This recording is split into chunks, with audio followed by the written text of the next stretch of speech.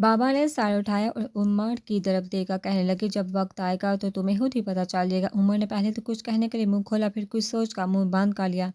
بابا بہتر جانتے تھے کہ کیا کرنا ہے۔ اب بیٹا ایک بات یاد رکھنا، جو اللہ کی قربت کی منزل پر فائز ہو چکے ہیں ان کے لیے اللہ کے اصول بدل جاتے ہیں۔ عام افراد کو جن خطاؤں پر معافی مل جاتی ہے، خاص افراد کو انہی خطاؤں پر سخت سزا دی جاتی ہے۔ عمر بات کو سمجھ رہا تھا۔ بابا میں اپنی پوری کوشش کروں گا ایسی نوبت نہ آئے، آپ بھی دعا کیجیے گا۔ عمر نے بعد بہو کو کہا، بیٹا ایک درخواست کر سکتا ہوں؟ بابا نے عمر کی طرف دیکھتے ہوئے دھیمے لہجے میں کہا، بابا درخواست کیوں، آپ حکم کرے۔ عمر نے تڑپ کر کہا، جزاک اللہ بیٹا، ایک فون نمبر لکھواتا ہوں، نوٹ کر لو۔ اگر کبھی اس نمبر سے فون آ جائے تو اٹینڈ کر لینا، اور جو کہا جائے اگر کر سکو تو کال کرنے والے کی بات مان کر اس کی بات پر عمل کر لینا۔ بابا نے سر جھکائے کہا، ایسا لگ رہا تھا جیسے بابا سوچ سوچ کر بول رہے ہو۔ جی کیوں نہیں بابا، آپ نمبر لکھوائی۔ عمر نے موبائل نکالتے ہوئے کہا۔ بابا نے نمبر لکھوایا تو عمر نے محفوظ کر لیا۔ بابا نے آنکھیں موندی اور دیوار سے ٹیک لگا لی۔ یہ اس بات کا اشارہ تھا کہ عمر اب جا سکتا ہے۔ عمر خاموشی سے اٹھا واپس سو لیا۔ اگلے دن عمر یونیورسٹی کی لائبریری کے ایک کونے جہاں کوئی نہیں تھا بیٹھا ایک کتاب پڑھ رہا تھا کہ اسے نسوانی سریلی سی آواز سنائی دی، السلام علیکم ورحمۃ اللہ وبرکاتہ۔ بے اختیار اس کی نظریں اٹھتے اٹھتے رہ گئی۔ اس نے اوپر دیکھنے کی خواہش کو سختی سے دبایا اور اسی طرح کتاب پر نظریں جمائے کہا، وعلیکم السلام ورحمۃ اللہ وبرکاتہ۔ عائشہ کبیر کی ساری رات بے چینی میں گزری تھی۔ وہ جانتی تھی کہ عمر جیسی طبیعت کا بندہ کبھی بھی نہ اس کی طرف بڑھے گا اور نہ کبھی کہے گا۔ یہ یک طرفہ محبت تھی جس کی آگ میں عائشہ جل رہی تھی۔ اسے یہ ادراک ہو چکا تھا کہ اسے ہی آگے بڑھنا ہوگا، مگر اس کے نسوانی حیا، غرور، حسن اور انا ایسا کرنے سے انکاری تھی۔ ساری رات وہ اسی کشمکش میں رہی، مگر عمر کو پانے کی واحد امید اسی امید پہ نظر آ رہی تھی، وہ خود آگے بڑھے۔ اور اس نے آگے بڑھنے کا فیصلہ کر لیا۔ انا، نسوانیت اور غرور کو دل کی محبت اور فیصلے کے آگے جھکنا پڑ۔ یہ فیصلہ کرتے عائشہ کے جسم میں سکون کی لہر دوڑ گئی اور نیند اور عجیب سے خمار سے اس کی آنکھیں بند ہو گئی۔ اگلی صبح وہ اٹھی اور فریش ہو کر تیار ہونے لگی۔ آج پہلی بار وہ دل کے ان جذبات کے ساتھ تیار ہوئی تھی جن کے ساتھ وہ پہلے کبھی نہیں ہوئی تھی۔ ہر چیز میں ایسے تناسب کا خیال رکھا گیا کہ میک اپ لگانے کے باوجود محسوس نہیں ہو رہا تھا کہ میک اپ کیا گیا ہے۔ ہلکے ہلکے ٹچ نے حسن کو دو آدشاہ تو کر دیا تھا، لیکن اس چیز کا خیال بھی رکھا گیا تھا کہ یہ بھی نہ لگے کہ میک اپ بھی کیا گیا ہے۔ لبو بار سرخی اتنی ہلکی اور ایسا شیڈ استعمال کیا کہ رنگت گلابی مائل سرخی سرخی دیکھنے پر یہی لگتا کہ جیسے لبو کی قدرتی رنگت میں ذرا شو ہی آ گئی ہو۔ سادہ مگر بہترین لباس کا انتخاب عمر جیسے بندے کی طبیعت کے معیار پر پورا اترنے والی خصوصیت کے مطابق کیا گیا۔ غرض اتنی دیر اتنا اہتمام تو عائشہ نے کسی کی شادی پر بھی نہیں کیا تھا۔ جب وہ یونیورسٹی میں داخل ہو رہی تھی تو یوں لگ رہا تھا جیسے آج عائشہ کے حسن میں وقار کے ساتھ کسی مصور کی حسین تصویر کی سارے رنگ گل گئے ہوں۔ اسے نوٹ کرنے والوں کو آج واضح تبدیلی نظر آ رہی تھی۔ عمر کی تلاش میں عمر کی کلاس تک پہنچی تھی کہ عمر اسے راہداری کے آخر میں مڑتا نظر آیا۔ تیز قدموں سے وہ عمر کے پیچھے تقریباً بھاگنے لگی تھی۔ عمر کو لائبریری میں داخل ہوتے دیکھا بے احتیاط اس کے منہ ٹھنڈا سانس، بڑا شکر ہے ڈنگ کی جگہ ملی بات کرنے کو، عائشہ نے دل میں سوچا۔ عمر اسے ایک کونے میں بیٹھا نظر، وہاں جانے سے پہلے وہ ایک کرسی پر بیٹھ گئی جہاں سے عمر واضح نظر آ رہا تھا۔ عائشہ کے اندر ایک جنگ سی چلنے لگی، کیا کہوں گی، کیسے کہوں گی۔ وہ دل میں فکریں سوچنے لگی جو اسے بولنی تھا مگر کچھ بھی ذہن میں نہیں آ رہا تھا۔ کوئی فکرہ ذہن میں آ بھی جاتا تو اسے خود کو ہی اس فکرے میں کوئی نہ کوئی خامی نظر آ جاتی اور وہ رد کر دیتی۔ کوئی اور فکرہ سوچنے لگ جاتی۔ آخر تنگ آ کر اٹھ کھڑی ہوئی اور سوچا جو دل میں آیا وہ بولتی جاؤں گی۔ اس نے سوچا، عمر کی جانب بڑھ گئی۔ السلام علیکم ورحمۃ اللہ وبرکاتہ، ایکسکیوز می کہتے کہتے وہ رہ گئی، اس کے منہ سے پورا سلام نکل گیا۔ عائشہ کے دل کی دھڑکنیں اتنی تیز ہو چکی تھی جیسے سینہ پھاڑ کا دل باہر آ جائے گا۔ ایک لمحے کے لیے تو لگا کہ عمر سر اٹھا کر عائشہ کو دیکھنے لگا ہے، مگر ہلکے سے جنبش کے بعد عمر کے نزدیک کتاب پڑھی تھی اور اس نے جواب دیا، وعلیکم السلام ورحمۃ اللہ وبرکاتہ۔ عائشہ ٹیبل کی دوسری جانب عمر کے سامنے والی کرسی پر بیٹھ گئی۔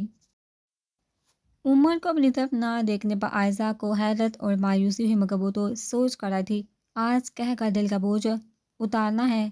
کیسے ہیں آپ؟ عائشہ کو کچھ اور نہ سوچے تو یہی پوچھ لیا۔ الحمدللہ، آپ سنائیں۔ مختصر جواب ہے، صاف ظاہر تھا اخلاقی فرض نبھایا جا رہا ہے۔ نظر بس کتابت عمر کی اور اس نے علاقن کتابان کی، مگر اس کی نظر اب کتاب کی جلد پر تھی۔ حال اچھا ہوتا تو ایسا کیوں ہوتی؟ عائزہ کی منہ سے بے اختیار نکلا اور وہ خود کو دل ہی دل میں کوسنے لگی، یہ کیا نکل گیا منہ سے؟ جی، عمر کے لہجے میں تھوڑی حیرت تھی۔ معذرت، غلطی سے منہ سے نکل گیا۔ عائزہ نے بوکھلا کر کہا، اپنی بوکھلاہٹ پر بھی اسے خود پر غصہ آنے لگا۔ اتنا بوکھلا کیوں رہی ہو؟ وہ نے خود کو دل میں دبتا۔ عمر خاموش تھا اور کتاب کے کور کو گھڑتا رہا، جیسے سوچا کہ پتہ نہیں کیا کہنا ہے اس لڑکی نے۔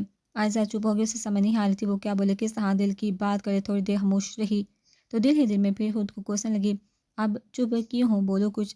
ہم انسان ہیں اور انسانوں کے ساتھ اس کا دل اور نفس بھی ہوتا ہے، میں نہیں جانتی، ورنہ یہ فرق کاٹ سکتی ہوں کہ یہ میرا نفس ہے یا میرا دل۔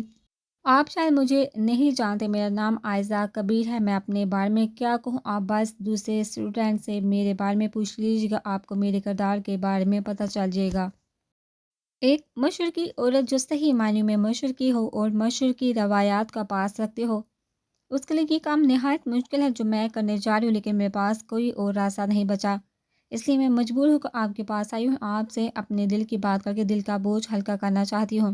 میں جب پہلی بار آپ سے ٹکرائی تھی تو آپ کو میری وجہ سے تکلیف پہنچی تھی، لیکن یہ آپ کا بڑا پان تھا جو آپ نے اس سے اپنی غلطی تسلیم کیا۔ اس وقت آپ کے کہے الفاظ آج بھی میرے کان میں گونجتے ہیں۔ اس دن کے بعد سے میں مسلسل نہ چاہتے ہوئے بھی آپ کو سوچنے پر مجبور ہوں۔ صاف اور سیدھی بات پر آتی ہوں، مختصر، مجھے آپ بہت پسند ہے اور آپ کی محبت کا دم بھرتی ہوں، چاہتی ہوں زندگی آپ کے ساتھ گزرے۔ یہاں پہنچ کر عائشہ نے گہرا سانس لیا اور پھر بولی، شادی آپ نے بھی کرنی ہے جہاں بھی ہو، اور میری بھی ہونی ہے جہاں بھی ہو، لیکن آپ کی نیچر اتنی اچھی لگی کہ مجھے یقین ہے کہ آپ کے ساتھ گزری زندگی پر مجھے فخر ہوگا۔ میں اس وقت جو باتیں کر رہی ہوں، اس کا یہ مطلب ہرگز نہیں کہ آپ کے ساتھ محبت کا دور چلے، ساری رات کالز پر باتیں ہو، دیر پڑ جائیں، یہ گھٹیا پن ہے، یہ میری طبیعت کے خلاف ہے، اور اتنا تو پتہ ہے آپ کو بھی پسند نہیں ہوگا۔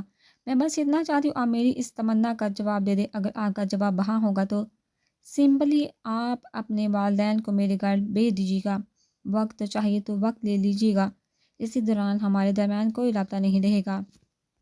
مقرر وقت کے بعد نکاح کی سنت پوری کر لیجیے گا، اگر آپ کی نہ ہو گئی تو میں اٹھ کر چلی جاؤں گی۔ آئندہ آپ کا وقت ضائع کرنے کی کوشش نہیں کروں گی، ایک سراب سمجھ کر بھولنے کی کوشش کروں جو ممکن تو نہیں لگتا، لیکن میرے پاس کوئی اور راستہ نہیں ہوگا۔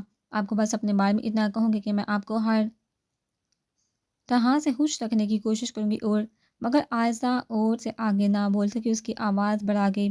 وہ لڑکی سے سب سے باوقار حسن کی مالک کہا جاتا تھا، جس کے ایک اشارے پر نہ جانے کتنے دیوانے کچھ بھی کرنے کو تیار ہو جاتے۔ اس نے آج اپنا غرور، حسن، نسوانی حیا سب کچھ عمر کے قدموں میں ڈال تو دیا، مگر ایسا کرنے سے اس کے وقار اور نسوانیت کو جو جھٹکا لگا، اس سے بے احتیاط اس کی آنکھوں میں آنسو آ گئے، اسے لگا وجہ سے عمر کی نظروں میں گر چکی ہو، نہ جانے کیسے وہ اتنی ہمت سے اتنا کچھ کہہ گئی تھی۔ اس کے پاس کوئی اور راستہ نہیں تھا، مگر اب اسے پتہ تھا وہ آگے کچھ نہیں بول سکے گی، مگر اس کا مقصد پورا ہو چکا تھا۔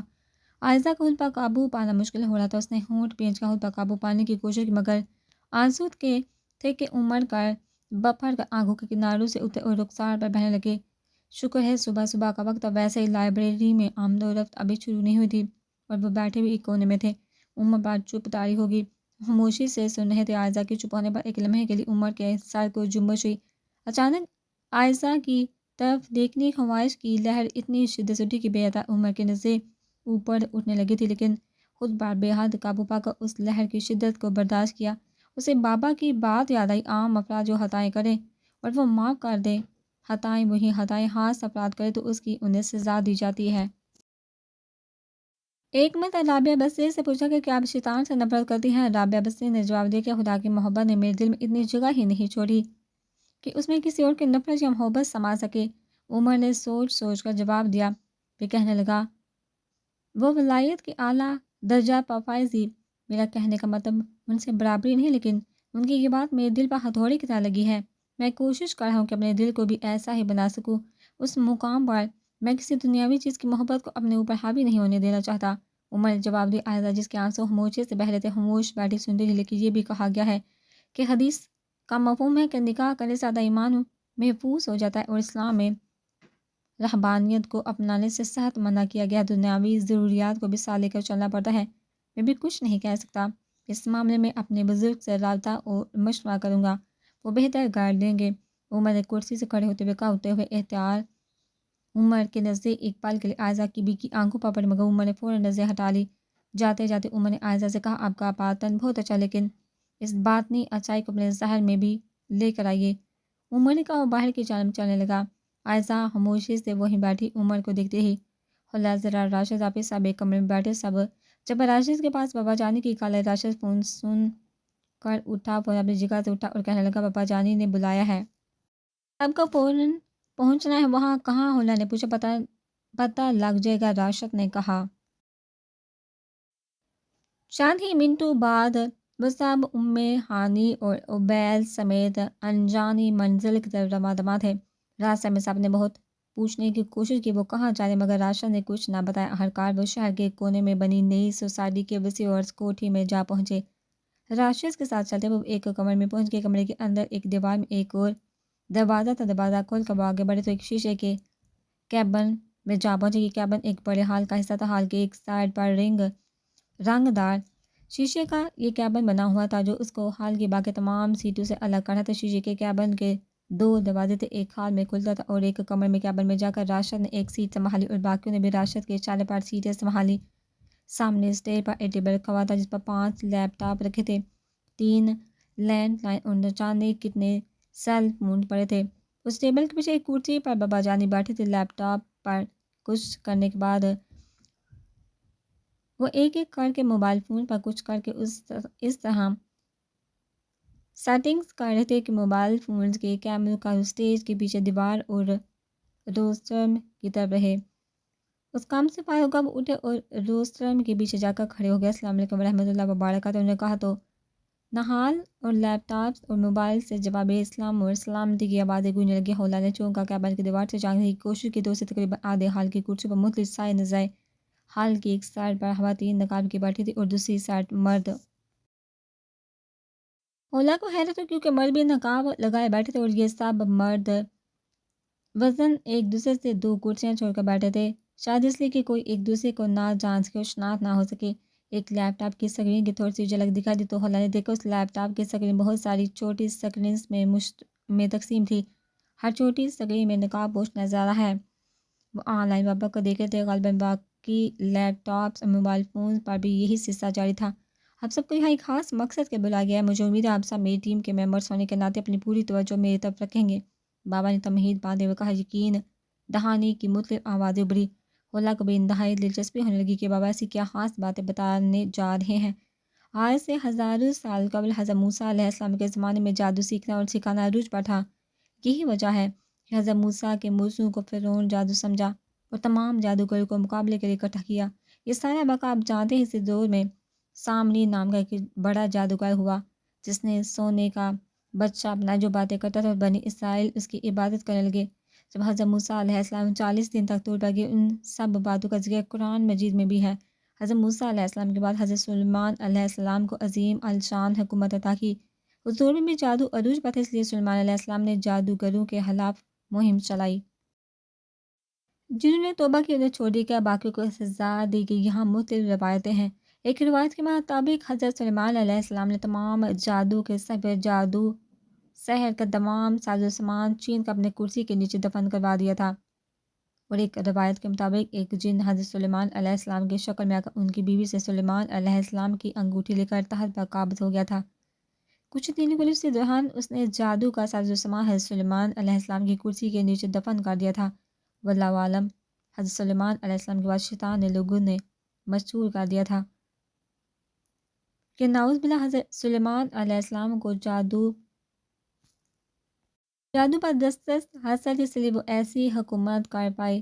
اس بات کو یہود نے بہت زیادہ قبول کیا، اس لیے آج حضرت سلیمان علیہ السلام کو نبی نہیں مانتے اور ان کی حکومت کو دا کنگڈم آف سولومن کے نام سے یاد کرتے ہیں۔ اس بات کی وضاحت یہود کی ایک آزمائش کی خاطر اللہ تعالیٰ نے 2 فرشتوں ہاروت و ماروت کا سحر کا علم دے کر اور قاضی بنا کر زمین پر، جہاں آج کل کوفہ ہے بیچا ان کا چرچا ہوا تو لوگ ان کے پاس سحر و جادو سیکھنے کے لیے آتے تو وہ کہتے کہ یہ مت سیکھو، تمہارا ایمان چلا جائے گا، آخرت میں تمہارا کوئی حصہ نہیں ہوگا، لیکن پھر بھی جو اصرار کرتا اسے وہ سکھا دیتے۔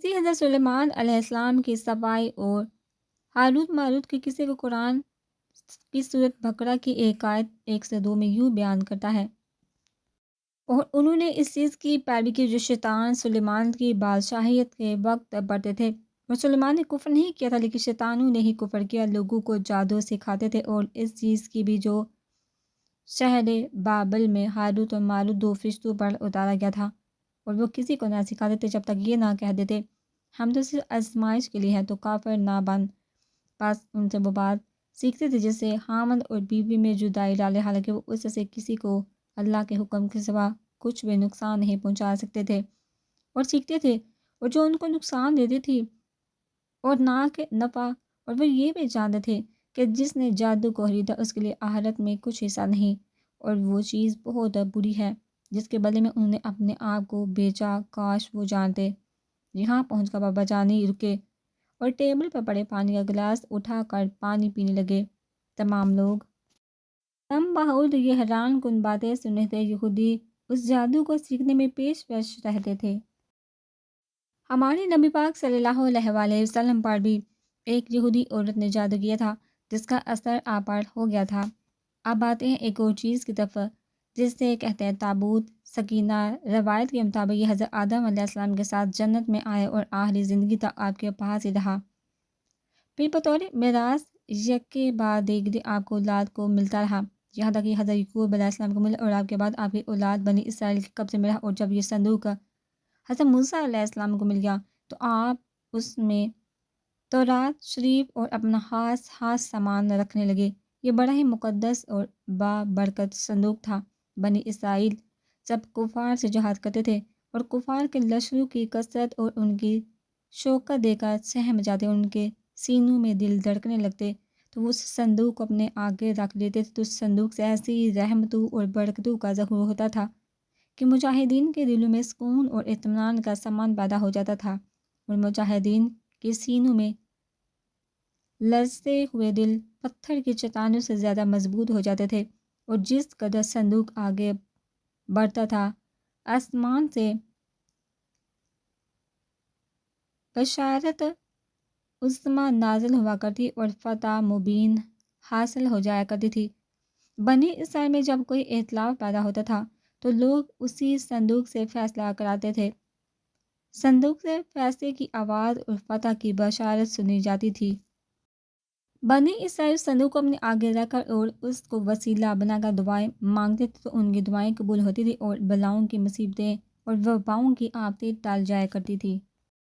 الغرض یہ صندوق بنی اسرائیل کے تابوت سکینہ، برکت و رحمت کا خزینہ اور نصرت خداوندی کے نزول کا نہایت مقدس اور بہترین ذریعہ تھا، مگر جب بنی اسرائیل طرح طرح کے گناہوں میں ملوث ہو گئے، ان لوگوں میں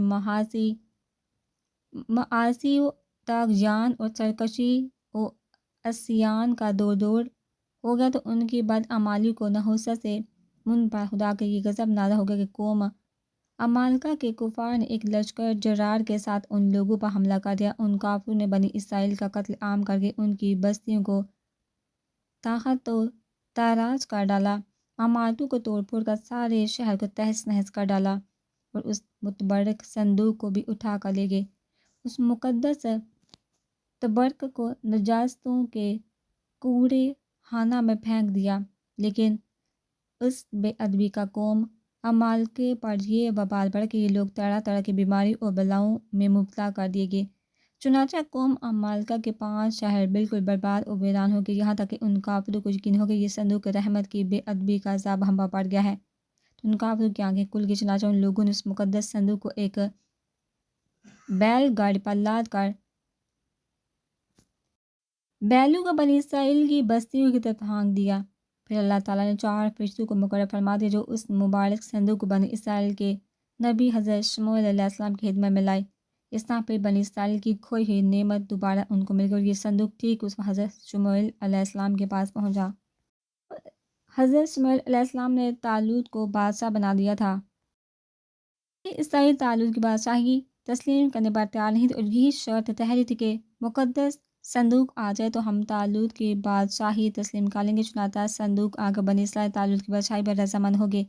اسی بات کو قرآن پاک یوں بیان کرتا ہے، اور بنی اسرائیل سے ان کے نبی نے کہا کہ طالوت کی بادشاہی کی یہ نشانی ہے کہ تمہارے پاس وہ صندوق واپس آئے گا جس میں تمہارے رب کی طرف سے اطمینان اور کچھ بچی ہوئی چیزیں ہیں، ان میں سے جو موسیٰ اور ہارون کی اولاد چھوڑ گئی تھی۔ اس صندوق کو فرشتے اٹھا لائیں گے، بے شک اس میں تمہارے لیے پوری نشانی ہے اگر تم ایمان والے ہو۔ حضرت داؤد علیہ السلام کے زمانے تک اس تابوت کو رکھنے کے لیے کوئی خاص انتظام نہیں تھا اور اس کے پرواہ کی جگہ پر ایک الگ خیمہ لگا دیا گیا تھا۔ حضرت داؤد علیہ السلام نے خدا کے حکم سے خدا کا گھر بنانا شروع کیا، چونکہ اس مقام پر جہاں آج مسجد اقصی موجود ہے، لیکن یہ حال عالی شان گھر آپ کے بیٹے حضرت سلیمان علیہ السلام کے عہد میں مکمل ہوا اور اس کو یہودی ہیکل سلیمانی کے نام سے پکارتے ہیں۔ اس گھر کی تعمیر کے بعد تابوت سکینہ کو یہاں پورے احترام کے ساتھ رکھا گیا اور اس طرح یہ مقامی یہودیوں کا مقدس ترین مقام بن گیا۔ بعد کے زمانے میں ہونے والے جنگوں نے اس ہیکل کو بہت نقصان پہنچایا، لیکن بابل کے بادشاہ بہت نصر نے اس کو مکمل طور پر تباہ کر اس کو آگ لگا دی۔ وہ یہاں سے مال غنیمت کے ساتھ ساتھ تابوت سکینہ بھی لے گیا تھا۔ اس تباہی کے نتیجے میں آج اسی ہیکل کی کوئی چیز باقی نہیں۔ ان تمام تباہیوں کے نتیجے میں تابوت سکینہ کہیں غائب ہو گیا، اس کا کوئی نشان نہیں ملا۔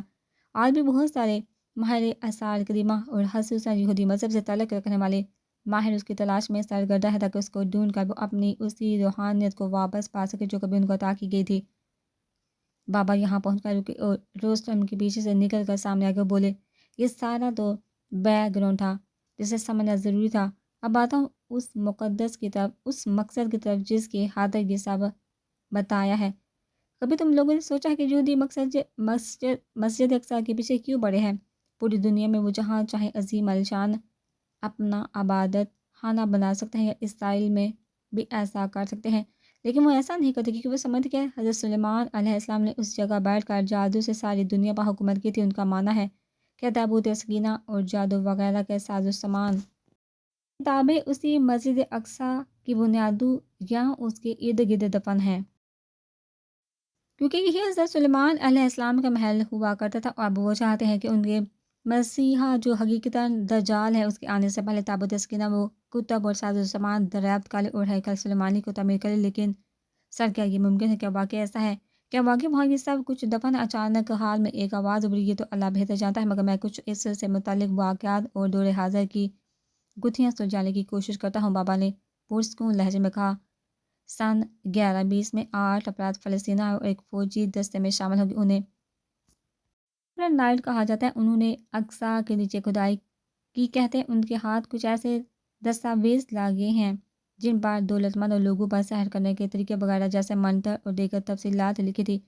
ان نائٹس کا گروہ تیزی سے بڑھا۔ انہوں نے مصابل اور زائزین میں یہ مشروع کر دی کہ سفر میں آپ کی دولت لٹنے کے حالات ہوتے، اس لیے وہ اپنی دولت ان کے پاس رکھوائے، ان سے ایک رکا جب ان کی محسوس مہر ہوتی تھی وہ لے لے، اور دوسرے شہر یا ملک جا کر وہ رکا اسی تنظیم کے کسی عہدیدار کو دکھا کر اتنی دولت ان سے لے لے۔ سمجھے یہ دنیا کا پہلا بینک ڈراپ تھا۔ جب یہ نکلا کہ رکوع کی تعداد بڑھتی گئی، ان کے پاس دولت کے انبار لگتے چلے گئے۔ تو سروس کی فیس بھی لی جاتی، سود پر بھی پیسہ اسی دولت سے دیا جاتا۔ چند ہی برسوں میں یہ اتنے امیر ہو گئے کہ فرانس کے بادشاہ فلپ چہارم کی بیٹی کی شادی اور جنگی اخراجات کے لیے ان نائٹس نے بادشاہ کو بہت بڑی رقم دی۔ بادشاہ ان کے پاس اتنی دولت دے کر حیران رہ گیا، اس کی نیت خراب ہوئی۔ انہیں ایک بڑے پادری سے فتویٰ لگوا کر ان کا قتل عام شروع کر دیا اور ساری دولت پر قبضہ کر لیا۔ بچے کچھ نائٹس وہاں سے بھاگے اور اسکاٹ لینڈ جا کر پناہ لے لی۔ وہاں پہلے سے ایک سوسائٹی تھی جس میں راج ممار یعنی اینٹیں چننے والے شامل تھے۔ انہیں میسنس کہتے ہیں۔ یہ بہت منافع بخش کام تھا، انہیں اس میں مہارت بھی بہت تھی اور اس کا یہ معاوضہ بھی بہت لیتے تھے، اس لیے کہ وہاں بڑے کلیسا اور قلعے بنانے کا جنون تھا۔ اس کی سوسائٹی کے ممبران کے پاس بہت رقم تھی، وہ اپنے تعمیراتی رازوں میں بھی کسی کو شریک نہ کرتے تھے۔ جب یہ نائٹ فرانس سے اسکاٹ لینڈ پہنچے تو مماروں کا حال کچھ بدلا تھا، ان کی دولت بھی ختم ہو چکی تھی۔ اسی وجہ سے انہیں نائٹس کو اس سوسائٹی کا ممبر بننے کی اجازت دی گئی، کیونکہ ان کی دولت اور میزبانوں کی ہنرمندی سے ایک نئی دنیا کو جس میں پاپ اور مذہب کا عمل دخل نہ ہو وجود میں لانا مقصود تھا۔ سوسائٹی کی ممبرشپ کھول دی گئی اور یہ نئے ممبرز فری میسن کہلائے۔ خطہ الصحرا اور مسجد اقصیٰ کے بارے میں جس طرح یہ وثوق سے کہا جاتا ہے کہ یہ دونوں قدیم ترین اسلامی عمارتیں ہیں، اس طرح دنیا کی قدیم ترین خفیہ تنظیموں میں فری میسن کا بے شمار ہوتا ہے، جو اب باقاعدہ مغربی مہذب دنیا میں متبادل مذہب کا درجہ اختیار کر چکے ہیں۔ فری میسنز نے 1776 میں الومینیٹ تنظیم کی بنیاد رکھی۔ ان 8 افراد سے لے کر آج تک فری میسنز اور الومینیٹ تنظیم میں ایک چیز مشترک ہے، وہ یہ کہ ان سب میں جادو کی ایک شاخ جسے قبالہ کہتے ہیں اس جادو کے ماہر موجود رہے ہیں، یہاں تک کہ یہودیوں کے ربی اس قبالہ نامی جادو کے ماہر ہوتے ہیں اور وہ اس روحانیت سمجھ کر اس کا علم حاصل کرتے ہیں۔ قبالہ نامی اس جادو کے پیروکار 2 سینگوں والے شیطان کی عبادت کرتے اور وہ سمجھتے ہیں اس فیلڈ کا عظیم عالیشان مالک اور ماہر دنیا میں آنے والا ہے جو آقا ہیکل سلیمانی کے نیچے تحت سلیمانی پر بیٹھ کر پوری دنیا پر یہودیوں کی حکومت کا قائم کرے گا اور باقی سب ہمارے نوکر غلام ہوں گے۔ وہ اسے مسیحا کا نام دیتے جبکہ ہم اسے دجال کے نام سے پکارتے ہیں۔ قبالہ ہی کے نام پر امریکہ میں قبالہ سینٹر کے نام سے ایک تنظیم قائم ہے جو بظاہر فلاح و بہبود کی تنظیم ہے، لیکن حقیقت میں شیطان کے تاریخ مشہور سائنسدانوں سمیت بالی ووڈ کے تقریباً تمام سٹار اسی قبالے کے پیروکار ہیں۔ Einstein, Britney Spears, Madonna, Elizabeth Taylor, Justin Stephen Hawking سے سرعام خدا کے وجود کا انکار کرتا تھا۔ ٹرمپ، بل گیٹس وغیرہ جیسے مشہور افراد اسی قبالہ یہودیت کے نظریے پر یقین رکھنے والے ہیں۔ اسی قبالہ جادو کی کچھ علامات و نشانیاں ہیں جو الومینیٹ مختلف جگہ پر ظاہر کرتے ہیں۔ ان نشانی میں سب سے پہلے نمبر پر ہے ایک آنکھ جو ہمارے دجال ان کے مسیحا سے نسبت کو ظاہر کرتی، جیسے پاکستان کے مشہور چینل کو لوگو بھی یہی۔ اب اللہ بہتر جانتا ہے کہ اس کا تعلق الومینیٹ سے ہے یا انجانے میں ایسا ہوا۔ امریکہ ڈالر پر بھی حیرت کی بات ہے، جو بھی اس قبالہ کا پیروکار بنتا ہے اس سے پہلے مختلف